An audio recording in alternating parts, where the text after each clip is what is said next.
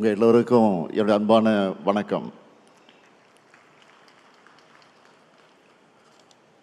வரலாற்று சிறப்புமிக்க இந்த மதுரை மண்ணில் தொன்மையான தமிழரின் பண்பாட்டை எடுத்துக்காட்டக்கூடிய இந்த மதுரை மண்ணில் தமிழ்நாட்டினுடைய எதிர்காலத்திற்கு தேவையான முடிவுகளை எடுக்கவும், தமிழ்நாட்டை சூழ்ந்திருக்கக்கூடிய பகையை எதிர்கொண்டு முறியடிக்க வியூகங்கள் அமைக்கவும், வெற்றியை நோக்கி உழைக்கவும் இந்த பொதுக்குழுவை கூட்டியிருக்கிறோம். போர் முழக்கம் கேட்டதுமே வெற்றியை பறிக்கும் வேகத்தோட கிளம்பும் வேங்கைகள் போல இங்கே கூடியிருக்கக்கூடிய உங்களை எல்லாம் பார்க்கும்போது எனக்கு புது எனர்ஜியே வந்திருக்கு.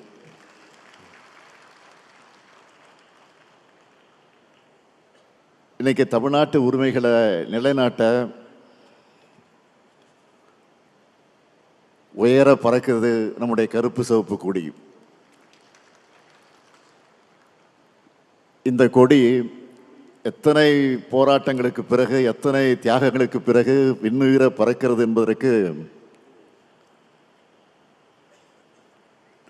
தலைவர் கலைஞர் அவர்கள் மதுரை மேலமாச வீதியில் பேசினதை நான் இங்கே நினைவூட்ட விரும்புகிறேன். மதுரை மண்டலத்தில் திமுகவை வளர்க்க நானும் மதுரை முத்துவும் பட்டப்பாடு கொஞ்ச நெஞ்சமல்ல. கலைஞர் பேசுகிறார். 1949ஆம் ஆண்டு உருவான இந்த திராவிட முன்னேற்ற கழகத்தை வளர்க்க வேண்டும் என்பதற்காக இதே மதுரையில் 100 இடங்களில் கொடியேற்றுவதென்று நானும் மதுரை முத்துவும் திட்டமிட்டு கொடியேற்றினோம். அப்படி கொடியை ஏற்றும்போது கொடியின் கயிற்றை எடுத்து என்னிடம் மதுரை முத்து கொடுப்பார். கொடியை ஏற்றும்போது அந்த கயிற்றின் மீது அரிவாள் கத்தி வந்து விழும். அதில் அந்த கயிறு அருந்து விழும். அப்போது என் கையிலும் முத்துவின் கையிலும் ரத்தம் கொட்டும். அந்த இரத்தத்தை துண்டில் ஏந்தியபடியே தொண்டர்கள் எங்களை மருத்துவமனைக்கு அழைத்து செல்வார்கள். அத்துடன் கொடியேற்றக்கூடிய நிகழ்ச்சி முடிந்து விடாது.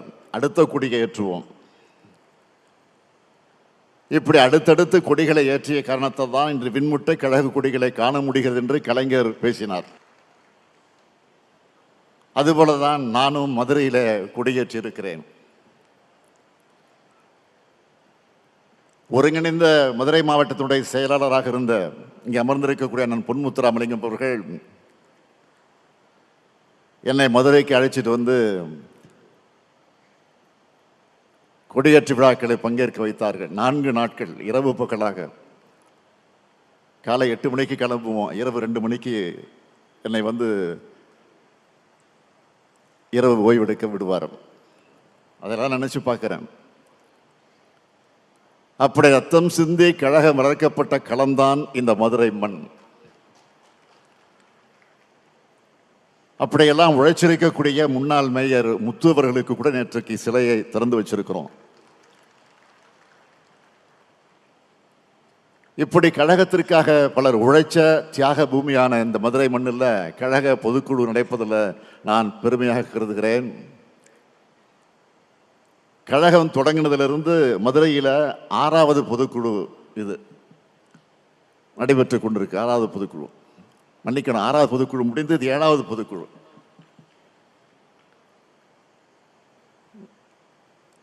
ஏழாவது முறை கழகம் ஆட்சி அமைக்க அடிகொள்ளக்கூடிய பொதுக்குழு தான் இந்த 7வது பொதுக்குழு.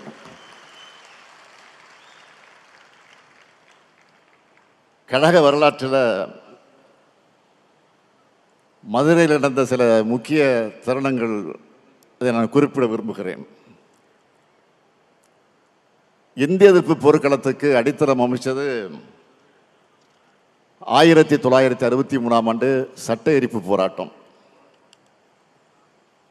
மதுரை முத்து உள்ளிட்ட 5 பேர் ஓராண்டு காலம் சிறை தண்டனை பெற்றாங்க. அந்த போராட்டத்திற்கு பார்வையாளராக வந்த அன்றைய பொருளாளர் நம்ம எல்லாம் ஆளாக்கின நம்முடைய தலைவர் கலைஞரையும் கைது செஞ்சு அடைச்சாங்க.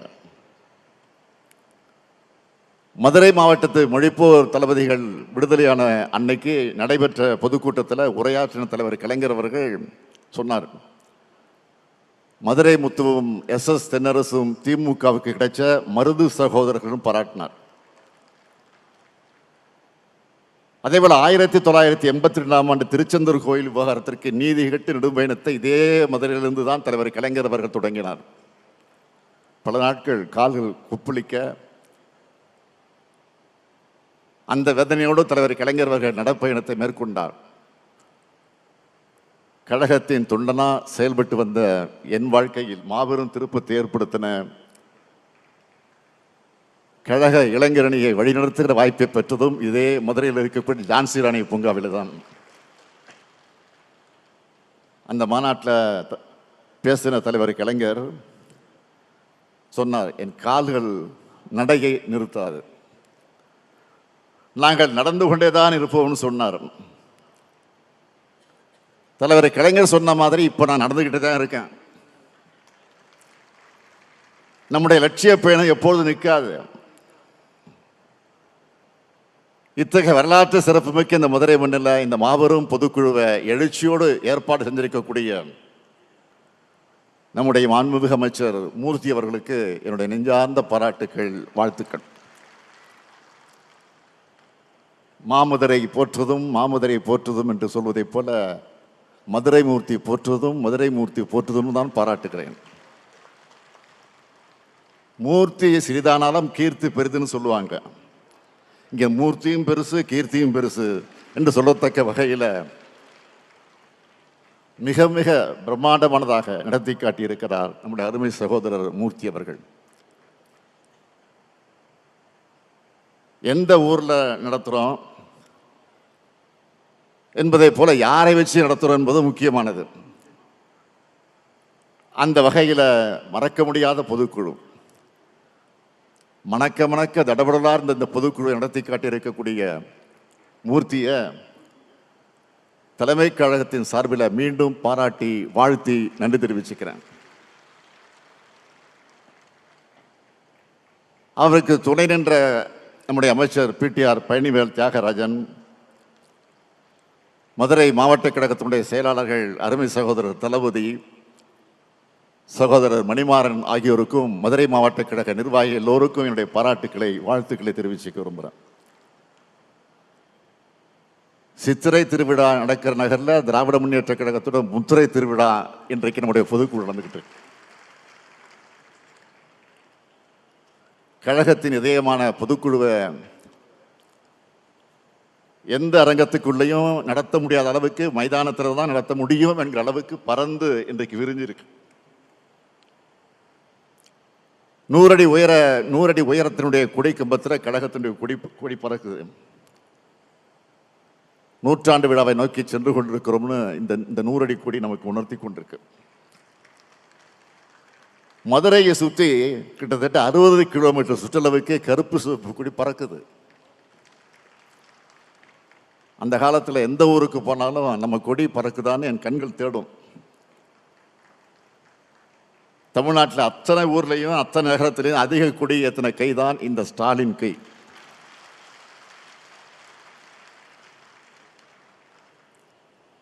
நம்மை பொறுத்தவரை பகுத்தறி பகல்வன் பெரியார், அறிவுலக ஆசான் அறிஞர் அண்ணா, தமிழக தலைவர் கலைஞர், திராவிட முன்னேற்ற கழகம், கருப்பு சிவப்பு கொடி, உதயசூரியன் சின்னம், அண்ணா அறிவாலயம், இவைதான் நம்முடைய உயிர்.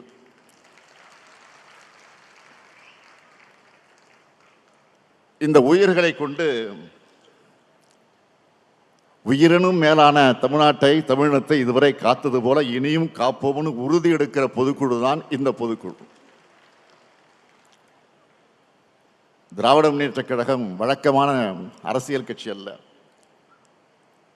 வரலாற்றில் எத்தனையோ அரசியல் கட்சிகள் வரும் போகும். ஆனால் கொள்கைக்காக தோன்றி லட்சியத்துக்காக தியாகங்கள் செஞ்சு மக்களுடைய ஆதரவை பெற்ற அரசியல் இயக்கம். இந்தியாவிலே முதலாக ஒரு மாநில கட்சி ஆட்சியை பிடித்த வரலாற்றை பிடித்த இயக்கம் தான் நம்முடைய இயக்கம். எத்தனை சோதனைகள் நெருப்பாறுகள் வந்தாலும் அதில் எதிர்நீச்சல் போட்டு உயர்ந்து நிற்கும்.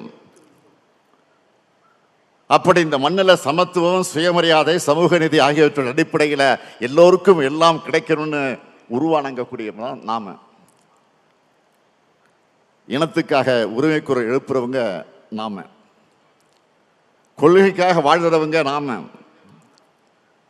கொள்கையை பரப்ப கட்சியும் கொள்கையை வென்றெடுக்க ஆட்சியும் தேவைன்னு உழைக்கிறவங்க நாம.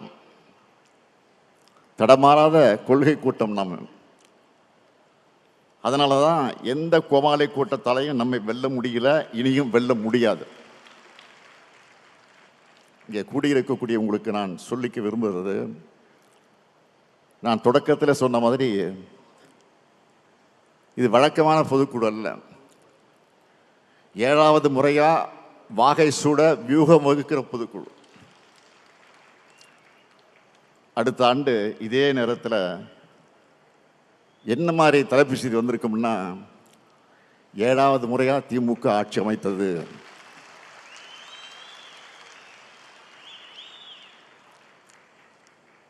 கழக கூட்டணி வரலாறு காணாத வெற்றியை பெற்றது, ஸ்டாலின் தலைமையில் 2வது முறையாக திராவிட மாடல் ஆட்சி தொடர்கிறது. இதுதான் தலைப்பு செய்தியாக இருக்கணும். அதுக்கான வியூகத்தை வகுக்கிறது தான் இந்த பொதுக்குழு. உங்களுக்கே தெரியும், நான் மமதையில் பேசுறவன் இல்லை. கண்ணு கட்டிய தூரம் வரை எதிரிகளே இல்லைன்னு ஆணவ குரல் சொல்றவன் இல்லை. எந்த காலத்திலையும் எனக்கு ஆணவமோ மமதையோ வராது. என்னை பொறுத்தவரையில் பணிவுதான் தலைமை பண்பின் அடையாளம். சொல்லை விட செயலே பெரிது. வரலாறு காணாத வெற்றியை நாம் பதிவு செய்வோம்னு நான் சொல்றது உங்க மேல இருக்கக்கூடிய நம்பிக்கையில தான். உங்க மேல மட்டும் இல்லை, இந்த பொதுக்குழுவுக்கு வராத இரவு பகல் பார்க்காம, வெயில் மழை பார்க்காம, தனக்கு என்ன பயன் பார்க்காம உழைக்கிற கோடிக்கணக்கான உடன்பிறப்புகளை நம்பித்தான் சொல்லுகிறேன்.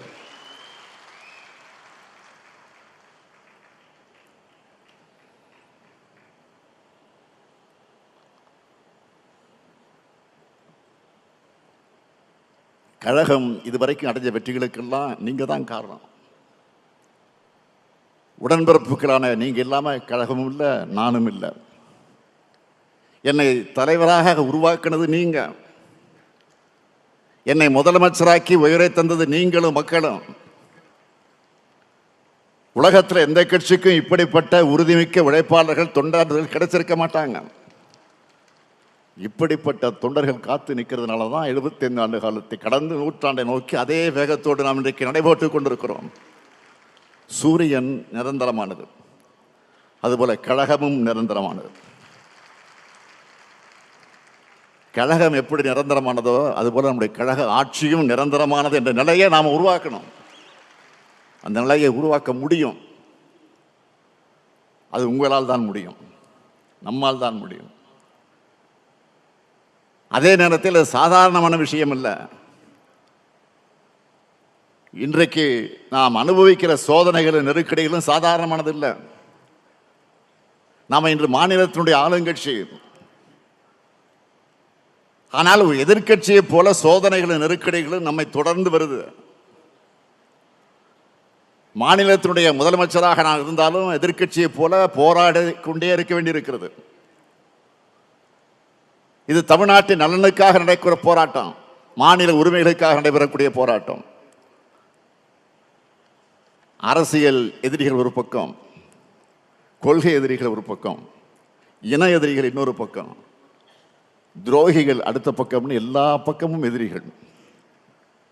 இதுக்கிடையில் கட்சியும் ஆட்சியும் நடத்துகிற மாபெரும் பொறுப்பு என் தோளிலே சுமத்தப்பட்டிருக்கு. அவதூறுகள் மூலமாக, பொய்கள் மூலமாக நம்ம வீழ்த்த பார்க்கிறாங்க. அதுக்கு சமூக ஊடகங்களை பயன்படுத்துறாங்க. நான் ஏற்கனவே ஒரு மாதிரி சொன்னது போல திமுகவுக்கு என்றைக்கும் ஊடக சொகுசு இருந்ததில்லை. ஆளுங்கட்சியா இருந்தாலும் சரி, எதிர்கட்சியா இருந்தாலும் சரி, திராவிட முன்னேற்ற கழக மேலதான் அதிக விமர்சனங்கள் வரும். திராவிட முன்னேற்ற கழகத்தை ஆதரிக்கிறவங்க கூட சில நேரங்களில் எதிரிகளால் பரப்பப்படக்கூடிய அவதூறுகளை போலி தகவலை நம்பி அவங்கள நம்மை தாக்குகிற நிலையை இன்றைக்கு சமூக ஊடகங்களில் பார்க்குறோம். ஏன் நம்ம ஆதரவு ஆட்களை இது அடுத்தவருக்கு அனுப்புகிற செயலையும் சில நேரங்கள் தங்களை அறியாமல் செய்கிறாங்க. ஆனால் உண்மை நிலவரம் என்ன? திமுக ஆட்சிக்கு ஆன்டி இன்கம்பன்சியை விட ப்ரோ இன்கம்பன்சி தான் மக்கள்கிட்ட அதிகமாக இருக்கு. அதாவது திமுக ஆட்சிக்கு எதிரான அலையை விட ஆதரவு அலை தான் அதிகமாக வீசுது. அது வெளியே தெரியாம மறைக்க திசை திருப்ப சிலர் நினைக்கிறாங்க. எப்படிப்பட்ட சூழல்ல நாம ஆட்சியில் அமர்ந்தோம் மக்களுக்கு தெரியும். கடந்த அதிமுக பாஜக கூட்டணி ஆட்சியால அதெல்லாம் பாதாளத்திற்கு போன தமிழ்நாட்டை மீட்டிருக்கோம். ஒன்றிய பாஜக அரசு நம்ம உரிமைகளுக்கு எதிரான எத்தனை நடவடிக்கைகளை மேற்கொண்டாலும் அத்தனையும் எதிர்த்து இன்று வரை போராடிக்கிட்டு இருக்கிறோம். நமக்கு நியாயமா ஒதுக்க வேண்டிய நிதியை ஒதுக்காம தமிழ்நாட்டை பொருளாதார ரீதியாக முடக்க நினைச்சாலும் அந்த நெருக்கடிகளெல்லாம் கடந்து மக்களுக்கான நலத்திட்டங்களை நாம செயல்படுத்திக்கிட்டு இருக்கிறோம். பொருளாதார ரீதியான முட்டுக்கட்டைகள், அரசியல் ரீதியான முட்டுக்கட்டைகள், ஆளுநர் வழியாக வரக்கூடிய முட்டுக்கட்டைகள், உரிமைகளை பறிக்கக்கூடிய அபகரிக்கக்கூடிய முட்டுக்கட்டைகள்னு எத்தனையோ தடைகளை ஒன்றிய பாஜக அரசு போட்டாலும் அதையெல்லாம் கடந்து இன்று இந்தியாவிலேயே வளர்ச்சியில் நம்பர் 1 மாநிலமாக தமிழ்நாட்டை உயர்த்தி இருக்கிறோம். 2026 சட்டப்பேரவை தேர்தலுக்கு இன்னும் சில மாதங்கள் தான் இருக்கு. அதனால வழக்கத்தை விட அதிகமா திராவிட முன்னேற்ற கழகத்துக்கு எதிராக, கழக ஆட்சிக்கு எதிராக அவதூறு அம்புகளை மக்கள் மத்தியில் எதிராளிகள் வீசுவாங்க. கருத்து கணிப்புங்கிற பேர்ல எண்ணத்தோடு திமுக கூட்டணிக்கு குறைவான சதவிகிதத்தையும், அதிமுக கூட்டணிக்கு புதுசா வரக்கூடியவங்களுக்கு அதிக சதவீதமான வாக்கு சதவீதத்தையும் போட்டு மக்கள் மனசுல அந்த பொய்ய விதைக்க முயற்சிப்பாங்க. சட்டம் ஒழுங்கு சரியில்லை, முறைகேடுகள் அதிகரிச்சிருக்குன்னு பச்சை பொய்ய தங்களுக்கு இருக்கக்கூடிய ஊடக சொகுசு மூலமாக, சமூக ஊடகங்கள் மூலமாக விதைப்பாங்க. இதையெல்லாம் முறியடிக்க நாம தயாராகணும். இதைத்தான் இந்த நேரத்தில் நான் கேட்டுக்கொள்ள விரும்புகிறேன். நான் மேலும் மேலும் தெரிவிக்க விரும்புவது இதுதான் இன்றைக்கு முக்கியமான வேண்டுகோளாக இருக்கிறது. ஒவ்வொரு நேரேட்டிவ் செட்டப் பண்ண நினைச்சா நம்ம அவங்கள விட ஒரு பிழை முன்னாடி இருக்கணும். அவங்களோட பொய்களுக்கு முன்னாடி நம்முடைய உண்மை மக்கள்கிட்ட போய் சேரணும். கோடிக்கணக்கான உறுப்பினர்களை கொண்ட பேரியக்கம் நம்முடைய திராவிட முன்னேற்ற கழகம். இந்த பொதுக்குழுவுக்கு அந்த கோடியிலிருந்து 7000 பேர் வந்திருக்கிறீங்க. இது மாபெரும் மரியாதை. காலங்காலமாக கழகத்தை குழைச்சி ஒரு சட்டமன்ற உறுப்பினராகாம, ஒன்றிய செயலராக முடியாம, நகர செயலராக முடியாம, நிர்வாகியாக கூட முடியாம மறைஞ்சி போனவங்க கழகத்தில் அதிகம். தலைவர் கலைஞரை பக்கத்தில் கூட பார்க்காம மறைஞ்சவங்களும் அதிகம். ஏன் அண்ணா அறிவாலயத்தோட வாசல்படி கூட மிதிக்காத உடன்பிறப்புகள் அதிகம். ஆனா இத்தனை லட்சம் பேர்ல 30 பேர் அமைச்சர்கள், 150 சட்டமன்ற உறுப்பினர்கள், 20 நாடாளுமன்ற உறுப்பினர்கள், 10 மாநிலங்களவை உறுப்பினர்கள், 76 மாவட்ட செயலாளர்கள், 21 மாநகர செயலாளர்கள், 160 நகர செயலாளர்கள், 490 பேரூர் செயலாளர்கள், 936 ஒன்றிய செயலாளர்கள், 236 பகுதி செயலாளர்கள்,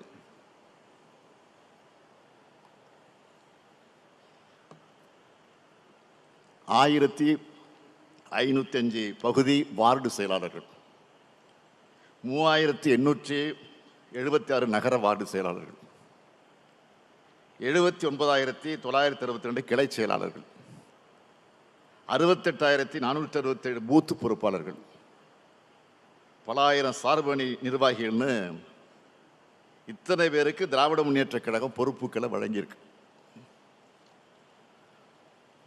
உங்களுக்கு பொறுப்புகளை வழங்கி உயர்த்தின கழகத்துக்கு உண்மையாக இருக்க வேண்டிய பொறுப்பும் கடமையும் உங்களுக்கு தான் இருக்கு. உங்களை வாழ வச்ச கழகத்தை நீங்க வாழ வையுங்க. இந்த இயக்கத்துக்கு உண்மையாக இருங்க. இதுதான் என்னுடைய பணிவான வேண்டுகோள். நான் தலைவராக பொறுப்பேற்றதிலிருந்து நம்ம தொடர்ந்து வெற்றி பெறுவதற்கான காரணங்களை ஒன்று, நம்ம கூட்டணி. 2017ஆம் ஆண்டு முரசொலியினுடைய பவள விழா நடத்தணும். அதிலிருந்து நம்முடைய பயணம் தொடங்குச்சு, கூட்டணி பயணம். தமிழ்நாட்டு வரலாற்றிலே ஒரு கூட்டணி இத்தனை தேர்தல்களுக்கு தொடர்ந்ததாக வரலாறு கிடையாது. நம்ம வெற்றி கூட்டணி வலுவாக தொடர்ந்ததுன்னா அதுக்கு காரணம் நம்ம கூட்டணி தோழர்களை நாம் மதித்து செயல்படுறோம். நம்ம கூட்டணி கட்சி தலைவர்கிட்ட நான் எப்படி நட்போடும் பாச உணர்வோடு பழகுகிறேனோ நீங்களும் அதே உணர்வோடு கூட்டணி கட்சியோடு சேர்ந்து செயலாற்றணும். சில இடங்களில் முரண்பாடுகள் இருக்கலாம், இருந்தாலும் பேசி விட்டு கொடுத்து பணியாற்றணும். அப்போதான் நம்ம வெற்றி பயணத்தை தொடர முடியும். எதிர்க்கட்சி தலைவராக இருக்கக்கூடிய பழனிசாமி என்ன நினைச்சார்? நம்ம கூட்டணி உடையும் பிரியும் நினைச்சார். அதுக்காக என்னென்ன கதைகள் எல்லாம் உருவாக்கினார். 2024 நாடாளுமன்ற தேர்தலில் பாஜகவோட பிரிஞ்சு அது ஒரு நாடகம் நடத்தினார். என்ன காரணம்? நம்ம கூட்டணி அதெல்லாம் உடையணும்னு நினைச்சாரு. ஆனால் அவங்களோட எண்ணம் ஈடேறல. அதனால தான் இப்போ டெல்லிக்கு போய் பல கார்கள் மாறி மாறி போய் அமித்ஷாவை சந்திச்சு மீண்டும் பாஜக கிட்ட சரணடைஞ்சிக்கிட்டு இருக்காரு. அதிமுக பாஜக கூட்டணியை அமித்ஷா அறிவிச்சப்போ ஒரு வார்த்தை கூட பேசல. பக்கத்தில் உட்கார்ந்துருக்கிறார், ஒவ்வியமா பக்கத்தில் உட்கார்ந்துருக்கிறார். என்ன அடக்கம்! சசிகலா இவரை முதலமைச்சராக அறிவிச்ச போது எப்படியெல்லாம் ஆக்ஷன் பண்ணாரோ அதே மாதிரி நடிப்பு. என்ன காலில் மட்டும்தான் விழல, விழுந்துதான் அது ஊர்ந்து போய் விழுந்திருப்பாரு. அது வேற. ஒருவேளை தனியாக செஞ்சாங்களான்னு அது நமக்கு தெரியல. நாம கேட்கிறது, ஒரு மாநிலத்தில் ஒரு கூட்டணிக்கு யார் தலைமை வகிக்கிறாங்களோ அவங்க தானே கூட்டணி அறிவிப்பாங்க. ஆனால் அங்கே அமித்ஷா அறிவிக்கிறார். இதிலிருந்தே இவங்க லட்சணத்தை புரிஞ்சிக்கலாம். ஒட்டுமொத்தமாக பாஜகவோட கண்ட்ரோலுக்கு போயிருக்கு அதிமுக. ஒட்டுமொத்தமாக தமிழ்நாட்டையும் பாஜகவோட கண்ட்ரோலுக்கு கொண்டு போகத்தான் பழனிசாமி துடிக்கிறார். அதனால தான் அமித்ஷா இங்கே அடிக்கடி வர்றாரு. நான் ஏற்கனவே சொன்னது தான், மீண்டும் உறுதியோடு சொல்றேன், எந்த ஷா வந்தாலும் தமிழ்நாட்டை ஆள முடியாது. டெல்லிக்கு தமிழ்நாடு எப்பவுமே அவுட் ஆஃப் கண்ட்ரோல் தான். இதை மக்கள் கிட்ட நாம எடுத்துக்கிட்டு போகணும். பாஜக கூட்டணி ஆட்சி வந்தா தமிழ்நாட்டை என்ன பண்ணுவாங்கன்னு சொல்லணும். மத கலவரங்களை உண்டு பண்ணுவாங்க, சாதி கலவரங்களை தூண்டுவாங்க, மக்களை எல்லா வகையிலும் பிளவுபடுத்துவாங்க, நம்ம பசங்களை படிக்க விட மாட்டாங்க, பிற்போக்குத்தனங்கள் எல்லாம் அதில் நம்மளை மூழ்கடிப்பாங்க, தொழில் வளர்ச்சி இருக்காது, இந்தி மொழி திணிப்பு பண்பாட்டு திணிப்பு செஞ்சு தமிழ்நாட்டில் தனித்துவத்தை அழிச்சிடுவாங்க. இதெல்லாம் மக்கள்கிட்ட எடுத்து சொல்லணும். அது மட்டும் இல்லை, புதுசாக சிலர் நாங்கள் தான் மாற்றுன்னு இளைஞர்களை ஏமாற்ற அவங்களும் ஒரு பக்கம் வராங்க. அவங்களுக்கு நாம் பதிலடி தரணும். தேர்தல் களத்தில் நீங்கள் பரப்புரை செய்யும் போது நாம் மக்களுக்காக என்னெல்லாம் செஞ்சுருக்கிறோம், நம்ம ஆட்சியில் செய்யப்பட்டிருக்கக்கூடிய திட்டங்களால் உங்கள் மாவட்டம், உங்கள் தொகுதி, உங்கள் பகுதியில் கடந்த 4 ஆண்டுகளை ஏற்பட்டிருக்கக்கூடிய வளர்ச்சியை, கடந்த காலத்திலிருந்து நிலைமையை கம்பேர் பண்ணி உங்கள் ஸ்டைலில் நீங்கள் பிரச்சாரம் பண்ணுங்க. உங்கள் பகுதிகளில் எத்தனை பேர் நம்முடைய திட்டங்களால் பயனடைந்திருக்காங்கன்னு எடுத்து சொல்லுங்க. எல்லாருக்கும் எல்லாம்னு எல்லா தரப்பு மக்களுக்கும் பார்த்து பார்த்து நம்ம திட்டங்களை செஞ்சிருக்கிறோம். தீர்மானத்தில் வரிசையா நாம சாதனைகளை வச்சு சொல்லியிருக்கிறோமே. நம்ம திட்டங்களால் தமிழ்நாடு முழுக்க ஏறத்தாழ 2.5 கோடி பயனாளிகள் பயனடைஞ்சிட்டு இருக்கிறாங்க.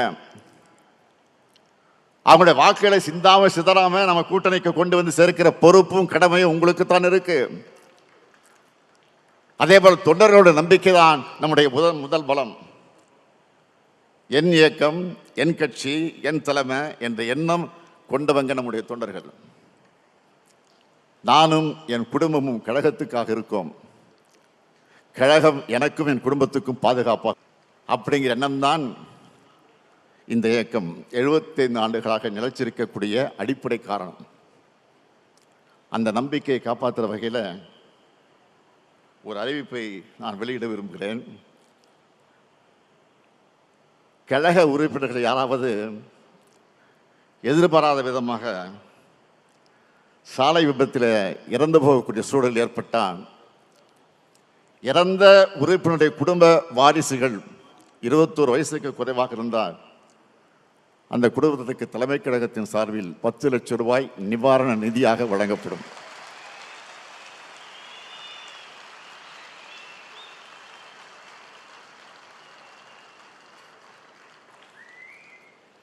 அது மட்டுமல்ல, அந்த பிள்ளைகளின் படிப்பு, குடும்ப சூழலுக்கு இந்த நிதி உதவும். நான் உங்களுக்கு எல்லாம் சொல்லிக்கொள்வது, பொறுப்பில் இருக்கிற நிர்வாகிகளும் அவங்க சொல்றதை நிறைவேற்ற தொண்டர்கள் தான் கழகத்தோட வலிமை. நிர்வாகிகளை, தொண்டர்களை முன்னோடிகளாக கருதணும். தொண்டர்கள் இல்லாமல் இந்த இயக்கம் இருக்க முடியாது. அதுபோல நிர்வாகி இல்லாமல் இந்த இயக்கம் செயல்பட முடியாது. இருவருமே நம்ம குடியில் இருக்கக்கூடிய கருப்பு சிவப்பு போலதான் ஒற்றுமையாக செயல்படணும். மாவட்ட செயலாளர்கள் தங்களுக்கு இருக்கக்கூடிய நிர்வாகிகளையும், தங்களுக்கு கீழே இருக்கக்கூடிய நிர்வாகிகளையும், பொறுப்பாளர்களையும் அரவணைத்து செல்லணும். தாங்கும் தூண்கள் இல்லாமல் கோபுரம் நிற்க முடியாது என்பதை மனசில் வச்சு செயல்படுங்க. திமுகங்கிற இயக்கம் தொடங்கும் போதே இளைஞர்களால் உருவான இயக்கம். பேரறிஞர் அண்ணாவுக்கு அப்போ 40 வயசு தான். தலைவர் கலைஞருக்கு 25 வயசு தான். பேராசிரியருக்கு 27 வயசு. நாவலர், முதியழகன், அவங்கெல்லாம் இளைஞர்கள் தான். அவங்க அரசியல் களத்திலும் போராட்ட களத்திலும் முதன்மையாக நின்று பல இளைஞர்களை ஈர்த்தாங்க, கழகத்தை ஆட்சிக்கு கொண்டு வந்தாங்க. அதுபோல் இங்கே உள்ள நிர்வாகிகளும் இளைஞர்களை கட்சியில் நீங்கள் ஊக்கப்படுத்தணும். கழகத்தில் இப்போ 23 அணிகள் இருக்கு. இன்னைக்கு புதுசாக 2 அணிகள் உருவாக்கப்படுகிற சட்ட திருத்தத்தை கொண்டு வந்திருக்கிறோம். இதில் பெரும்பாலான அளவில் நிர்வாகிகள் போடப்பட்டிருக்கிறாங்க. இன்னும் நிரப்பப்படாத பொறுப்புகளில் இளைஞர்களை உடனடியாக நியமிங்க. அணிகள் எல்லாமே தாய் கழகத்திற்கு வலு சேர்க்கத்தான் அமைக்கப்பட்டிருக்கு. அதில் இளைஞர்களுக்கு வாய்ப்பை கொடுங்க. எந்த அளவிற்கு இளைஞர்களுக்கு இடம் கொடுக்கிறீங்களோ அந்த அளவுக்கு கழகத்தில் புது ரத்தம் பாயும். செயல்பாடுகள் வேகமாக இருக்கும். வெற்றி உறுதி செய்யப்படும். தேர்தல் பணிகளை ஒருங்கிணைக்க மண்டல வாரியாக நாம் பொறுப்பாளர்களை போட்டிருக்கிறோம். அந்த பொறுப்பாளர்கள் வந்து சந்திப்பாங்க. புதிய நிர்வாகிகள் சிறப்பாக செயல்படணும். 234 தொகுதிகளில் பார்வையாளராக நியமிக்கப்பட்டிருக்கக்கூடிய அவங்க பணிகளை அவங்க செஞ்சுட்டு இருக்கிறாங்க. பூத் கமிட்டிகள் அமைக்கப்பட்டிருக்கு. தேர்தலை சந்திக்க கழகத்தோட கட்டமைப்புகளை ஓராண்டுக்கு முன்னாடியே முழுமையாக அமைச்சிட்டோம். இதை வர்ற காலங்களில் செயல்படுத்தினால பெரிய வெற்றியை எளிதாக பெற்றுள்ளலாம். முதல் 2 மாதங்களுக்கு உங்களுடைய முதல் பணி என்பது புதிய உறுப்பினர் சேர்க்கை. சிறப்பு தீர்மானம் ஏற்றணுமே. நம்முடைய சட்டத்துறை செயலாளர் எல்நாள் இளங்கோவர்கள் விளக்கம் கொடுத்தாரு. ஓரணியில் தமிழ்நாடு என்ற பேரில் உறுப்பினர் சேர்க்கை தொடங்கி இருக்கிறோம். வீடு வீடாக சென்று உறுப்பினர் சேர்க்கை நடத்தணும். திமுகவின் திட்டங்களை, சாதனைகளை, உரிமை போராட்டங்களை எடுத்து சொல்லுங்க.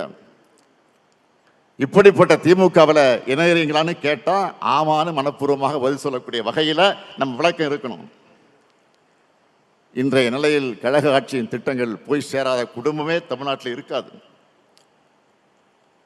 ஒவ்வொரு குடும்பத்திலும் திமுகவுக்கு மகத்தான ஆதரவு இருக்கு. அவர்கள் ஆர்வங்களை கட்சியில் உறுப்பினராக நீங்கள் சேர்க்கணும். மாவட்ட கழக செயலாளர்கள் புதிய உறுப்பினர்களை சேர்ப்பதற்கான படிவத்தை விரைவில் அறிவாலயத்திற்கு வந்து நீங்கள் பெற்று செல்லணும். இந்த பணியை நானே தொடர்ந்து ஆய்வு செய்வேன். இங்கே வந்திருக்கக்கூடிய நிர்வாகிகளுக்கு நானே போன் மூலமாக தொடர்பு கொண்டு பேசுவேன். அப்போ எவ்வளவு உறுப்பினர் சேர்க்கை செஞ்சிருக்கீங்கன்னு நீங்க சொல்லணும், சேர்த்திருக்கீங்கன்னு. இந்த பணியை மிக சிறப்பாக நீங்க சிறப்பாக செய்வீங்கன்னு நான் முழுமையாக நம்புகிறேன். என்னை பொறுத்தவரையில் இங்கே எல்லோரும் உறுதிமொழி எடுக்கணும். என் வாக்குச்சாவடியில் திராவிட முன்னேற்ற கழக கூட்டணியை வெற்றி பெற வைப்பேன். என் தொகுதி வெற்றி தொகுதி என்ற உறுதிமொழியை எல்லோரும் எடுத்துக்கிட்டு செயல்படணும். பாஜக கிட்ட இருந்து தமிழ்நாட்டை காப்பாற்றுகிற கட்சி கட்டமைப்பை கொள்கை பிடிப்பும் வலிமையான தலைமையும் நம்ம கிட்ட மட்டும்தான் இருக்கு, வேற யார்கிட்டும் கிடையாது. இந்த நேரத்தில் இங்கே ராஜா அவர்கள் பேசுகிற போது நீலகிரி மாவட்டத்தில் நான் சுற்றுப்பயணம் செஞ்ச போது ஒரு சம்பவத்தை எடுத்து சொன்னார். அதே போல இன்னொரு சம்பவம் சொல்லுவார் என்று பார்த்தேன், நான் சொல்லுகிறேன். அது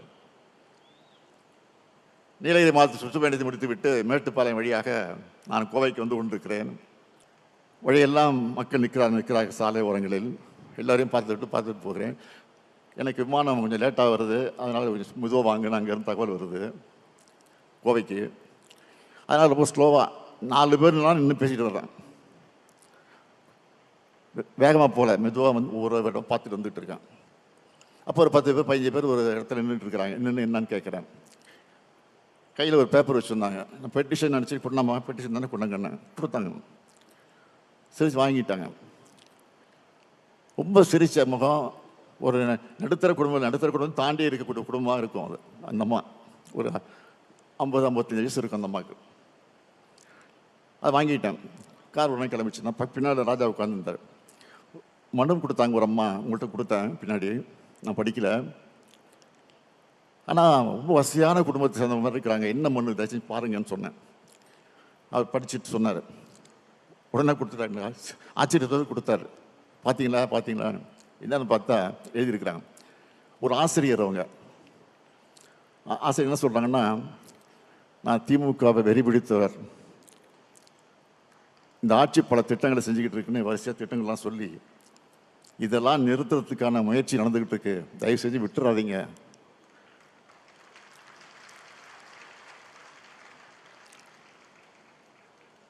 எங்கள் உறவினர்களெல்லாம் மாற்றுக் கட்சி தான், எதிர்கட்சி தான். நான் மட்டும் தான் திமுக. நான் சமாளிச்சுட்டு இருக்கேன். தயவுசெய்து நீங்கள் எப்படியாவது நீங்கள் தான் ஆட்சிக்கு வரணும், இது என்னுடைய வேண்டுகோள் அப்படின்னு எழுதி கொடுத்துருக்காங்க. வேற ஒன்றும் இல்லை, மனுவில் கோரிக்கையே இல்லை. இதுதான் ஆச்சரியமாக படிச்சு எங்களுக்கு. அப்போயே காரில் போயிட்டு இருக்கும்போதே அவங்களுக்கு செல் நம்பர் எழுதியிருந்தாங்க, குறிச்சிருந்தாங்க. அந்த செல் நம்பருக்கு உடனே ஃபோன் போட்டு நானே பேசுகிறேன். ரொம்ப மகிழ்ச்சியாக பேசுனாங்க. எப்படியாவது விட்டுறாதீங்க. இப்போ கூட வாரத்துக்கு 2 முறை ஃபோன் பண்ணிகிட்டே தான் இருக்கிறாங்க. நானும் பேசிக்கிட்டு தான் இருக்கிறேன். எதுக்காக சொல்கிறேன்னா, இன்றைக்கி மக்கள் இன்றைக்கு திராவிட முன்னேற்ற கழகத்தின் மீது அந்த அளவுக்கு நம்பிக்கை வைத்திருக்கிறாங்க. ஆக நம்முடைய பணி என்பது முடிச்சிட்டோம். தேர்தல் இது மட்டும் போதாது. பூத் அளவில் ஜெயிக்கிற வாக்குகள் தான் தொகுதியில் வெற்றி பெற வைக்கும். தமிழ்நாடு முழுக்க எத்தனை உட்கட்டமைப்பு பணிகள் நடந்துட்டு இருக்குன்னு நம்மளுக்கு தெரியும். அதெல்லாம் தொய்வில்லாமல் சொன்ன தேதியில் முடிக்கப்பட்டு செயல்பாட்டுக்கு வரும்னா மீண்டும் நாம தான் ஆட்சிக்கு வரணும்னு புரிய வைங்க. ஜூன் 1 வாரத்திலிருந்து என்னுடைய பணி என்னன்னா, கழக நிர்வாகிகளை தொகுதி வாரியா அண்ணா அறிவாலயத்தில் நான் சந்திக்க போறேன்.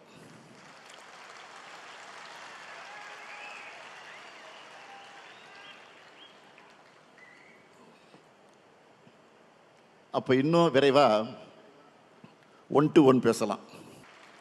ஒவ்வொருத்தருக்கும் ஒவ்வொரு பொறுப்பு நான் வழங்கியிருக்கிறேன். அதை சிறப்பாக எந்த விமர்சனம் இல்லாமல் செஞ்சு காட்டினா அதை விட எனக்கு மகிழ்ச்சி இருக்க முடியாது. எனக்கு தெரிஞ்சது அரசியல் மட்டும்தான். தலைவர் கலைஞராக இருந்தால் கவிதை எழுதுவார், கதைகள் எழுதுவார், சினிமா வசனம் எழுதுவார், இலக்கிய மேடைகளை கலக்குவார், பேசுவார். ஆனால் நான் அரசியல் உழைப்புன்னு வளர்ந்தேன். டிவி பார்த்தா கூட நியூஸ் சேனல் தான் பார்ப்பேன். சோசியல் மீடியா பார்த்தாலும் அரசியல் செய்திகளை பேட்டிகளை தான் பார்ப்பேன்.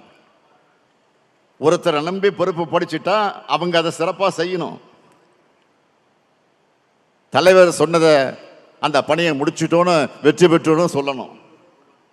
நான் உங்ககிட்ட இருந்து எதிர்பார்க்கிறது அந்த வெற்றி செய்தியை மட்டும்தான். நான் கொடுத்த பொறுப்பை சரியா செஞ்சு அந்த வெற்றி செய்தியை தாங்க என்பதுதான் என்னுடைய இந்த பொதுக்குழுவுடைய செய்தி. திராவிட முன்னேற்ற கழகம் இருக்கும் வர, இந்த முத்துவேல் கருணாநிதி ஸ்டாலின் இருக்கும் வர, டெல்லி படையெடுப்புக்கு ஒருபோதும் தமிழ்நாடு வீழாது. தமிழ்நாடு போராடும், தமிழ்நாடு வெல்லும். பொதுக்குழுவில் தொடங்கி இருக்கக்கூடிய இந்த பயணத்தை சட்டமன்ற தேர்தல் வெற்றி விழா பொதுக்கூட்டத்தில் நாம் நிறைவு செய்யணும். அதில் மீண்டும் ஒன்னா சந்திப்போம் என்று கூறி விடைபெறுகிறேன். நன்றி, வணக்கம்.